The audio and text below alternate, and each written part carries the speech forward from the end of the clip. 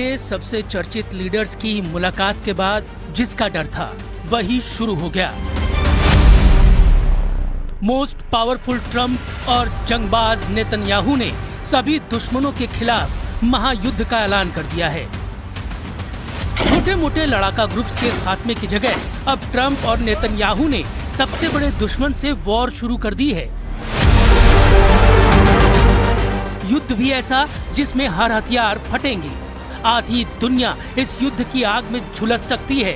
Super power America और Israel मिलकर अब ईरान पर हमलावर हो गए हैं। We also see eye to eye on Iran. That's the same Iran that tried to kill us both. They tried to kill you, Mr. President. They tried through their proxies to kill me. We're both committed to rolling back Iran's aggression in the region and ensuring that Iran never develops a nuclear weapon. Iran को atom bomb नहीं बनाने देगा America. Iran को Israel से युद्ध नहीं जीतने देंगे ट्रंप। ईरान को धरती से मिटाने का प्लान बना चुका है सुपर पावर। पेजेशिकियन को सुलेमानी स्टाइल में करंट देगा ग्रेटनेशन। ईरान पर एक्शन शुरू हो गया है। ट्रंप ने ऐसी नीति बनाई है जो खमैनी की जमीन खिसकाने जा रही है। सुपर पावर अपने सबसे बड़े दुश्मन को घेरकर मारने जा रहा है। ईरान को लेकर ट्रंप का गुस्सा हदें पार कर चुका है। वॉशिंगटन डीसी में पीएम नेतन्याहू से मीटिंग के बाद ट्रंप ने ईरान के सुप्रीम लीडर को कई धमकियां दी हैं। इन धमकियों में सबसे भयानक धमकी एटम बम को लेकर है। अमेरिका ने ईरान को डायरेक्ट युद्ध का सीन दिखाया है, जिस युद्ध में ईरान इस धरती से साफ हो सकता है। प्रेसिडेंट ट्रंप ने ऐसे दस्तावेज पर दस्तखत कर दिए हैं जिसकी चोट से बौखलाया ईरान इजराइल को भस्म कर सकता है। यानी अब युद्ध में किसी फाइटर ग्रुप की एंट्री मुमकिन नहीं। ईरान को अमेरिका और इजराइल से टकराना है। ट्रंप ने राष्ट्रीय सुरक्षा राष्ट्रपति ज्ञापन पर दस्तखत कर दिए हैं, जिसका इस्तेमाल ईरान पर अधिकतम दबाव डालने के लिए किया जाएगा। इस ज्ञापन में कई ऐसे प्रावधान हैं जिससे ईरान की गतिविधियों को बैन करने के साथ उन पर कंट्रोल किया जाएगा। खास तौर पर ईरान के परमाणु कार्यक्रम और ईरान समर्थित लड़ाका ग्रुप पर अमेरिका एक्शन लेगा। ज्ञापन पर हस्ताक्षर करते समय ट्रंप ने इसे बहुत सख्त बताया और कहा कि इस कदम को उठाने की जरूरत न पड़े तो ही अच्छा है। अमेरिका ईरान का समर्थन करने वाले फाइटर ग्रुप की बर्बादी की तारीख चुन चुका है। सुपर पावर ने ईरान के एटमी साइटों को जला डालने की प्लानिंग कर ली है। ट्रंप ने बार बार जोर देकर ईरान को धमकी दी है कि एटमी हथियार बनाने के बारे में वो सोचना बंद कर दे। We're going to see. They cannot have a nuclear weapon. With me, it's very simple. Iran cannot have a nuclear weapon. We don't want to be tough on Iran. We don't want to be tough on anybody, but they just can't have a nuclear weapon. America ने Iran को कंगाल बनाने की भी धमकी दी है। जिस ईंधन कारोबार से ईरान ताकतवर बना है, ट्रंप उसे भी बंद करने का इरादा जाहिर कर रहे हैं। अमेरिका ने ईरान के तेल कारोबार को ठप किया तो हाहाकार मचना तय है। To do that, and that's what I did before, and they had no money. They wouldn't have had the money for Hamas or Hezbollah or anybody else. I just, it could have been solved. This thing, it just, if things went the way they should have, this would have been over long ago. PM Netanyahu से मिलने के बाद अचानक ही president Trump Iran पर ताबड़तोड़ फैसले लेने लगे, ऐसा भी नहीं है। ईरान पर ट्रंप के गुस्से की सबसे बड़ी वजह उनके मर्डर प्लान का पर्दाफाश है। अमेरिका के जस्टिस डिपार्टमेंट ने ईरान से जुड़े एक पाकिस्तानी को अमेरिकी नेताओं की हत्या की साजिश रचने के आरोप में हिरासत में लिया था। इसे ट्रंप से भी जोड़कर देखा गया। CNN ने अदालती दस्तावेज के हवाले से बताया कि 46 साल का आसिफ मर्चेंट कासिम सुलेमानी की हत्या का बदला लेने अमेरिका आया था। मर्चेंट के बारे में दावा किया गया है कि वो अमेरिका जाने से पहले कई दिनों तक ईरान में रहा। अप्रैल 2024 में आसिफ प्लान को अंजाम देने के लिए पाकिस्तान से अमेरिका पहुंचा। अमेरिका में आसिफ मर्चेंट ने न्यूयॉर्क में एक पेशेवर हत्यारे को साजिश में शामिल किया। हालांकि वक्त रहते साजिश का पता न्यूयॉर्क पुलिस को लग गया। अमेरिका की फेडरल कोर्ट ने 16 जुलाई 2024 को आसिफ को गिरफ्तार करने का आदेश दिया था।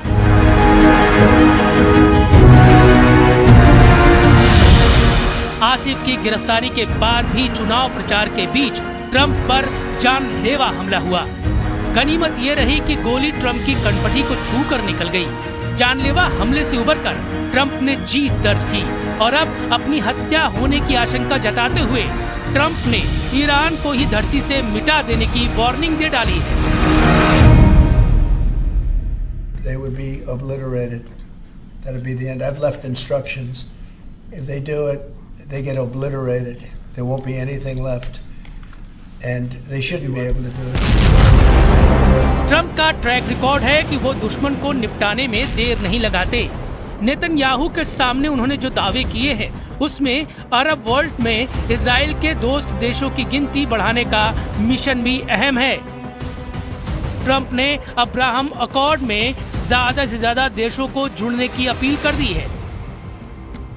And with the historic Abraham Accord, something that was really an achievement that was, I think, going to become more and more important because we achieved the most significant Middle East peace agreements in half a century, but the Abraham Accords in particular, and I really believe that many countries will soon be joining.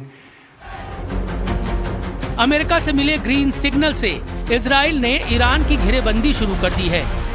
Satellite image से पता चला है कि Israel ने Syria के buffer zone में सैन्य अड्डे बनाने शुरू कर दिए हैं। सैटेलाइट तस्वीरों के आधार पर दावा किया जा रहा है कि इजराइल ने सीरिया के बफर जोन की साइटों के पास सड़कें बना ली हैं। ये सड़क इजराइल को सीरिया के बफर जोन में मौजूद सैन्य अड्डों से जोड़ रही है। रिपोर्ट के मुताबिक इजरायली सेना की 7 साइटों में से पहली हदर गांव के पश्चिम में, दूसरी जबाता अल खशाब के पश्चिम में, तीसरी अल हमीदिया के उत्तर में, चौथी कुनेत्रा गांव, 5वीं और 6ठी अजीज झील के दक्षिण में है और 7वीं ताल अल अहमर के ऊपर है। ट्रंप के सामने नेतन्याहू ने खाड़ी देशों में शांति का सिर्फ एक ही रास्ता होने की मजबूरी बयां की है। इस मजबूरी में जंग निश्चित है। स्थायी शांति के लिए नेतन्याहू ईरान को हद में लाने का मिशन ऑन कर चुके हैं। You can't talk about peace neither with Hamas or in the Middle East if this, toxic, murderous organization is left standing.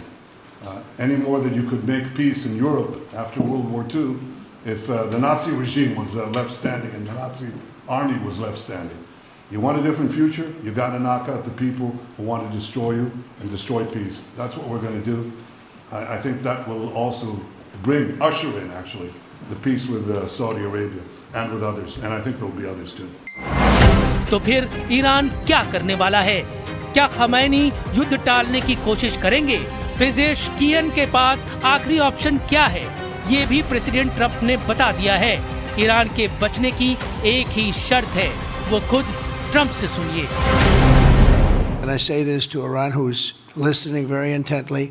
I would love to be able to make a great deal, a deal where you can get on with your lives and you'll do wonderfully. You'll do wonderfully. Incredible people. But I hated to do it, just so you understand. And I hope we're going to be able to do something so that it doesn't end up in a very catastrophic situation. I don't want to see that happen. President Trump का कोई भी card आज तक Iran के आगे नहीं चला है। अमेरिका और इजराइल के किसी भी हमले से ईरान डरा नहीं है। तल्ख हकीकत ये भी है कि सुपर पावर और इजराइल मिलकर भी ईरान को कभी झुका नहीं पाए। इजराइल के हमले के जवाब में ईरान ने 2 बार तेल अवीव तक मिसाइल की बौछार करके अपनी ताकत का एहसास भी कराया है। ये वही ईरान है जिसने अपने कमांडर सुलेमानी की हत्या का बदला लेने के लिए खाड़ी देशों के अमेरिकी सैन्य अड्डों को मिसाइलों से पाट दिया था।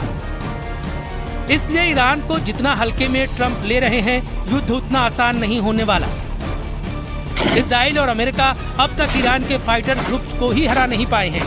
हमास, हिजबुल्लाह, हुथी की फाइटर तिकड़ी ने ही इजराइल को बेदम करके रखा है। जाहिर है इन सब से 100 गुना पावरफुल ईरान से युद्ध अमेरिका को भी भारी नुकसान पहुंचाने वाला साबित होगा। लेकिन अमेरिका से सीधा युद्ध ईरान की हस्ती भी मिटा सकता है। सुपर पावर के एटमी धमाके इस दुनिया ने देखे हैं। अमेरिका के जंगी बेड़े हर वक्त परमाणु हथियार के साथ वॉर जोन में रहते हैं। ट्रंप का एक इशारा ईरान को इतिहास बना सकता है। ईरान के लिए बेहतर यही है कि वो ट्रंप से पीस डील कर युद्ध से बचे, क्योंकि खाड़ी देशों में भी ईरान को अमेरिका से बचाने वाला कोई नहीं। तुर्की भी ऐसा देश है जिस पर ईरान को ज्यादा भरोसा नहीं।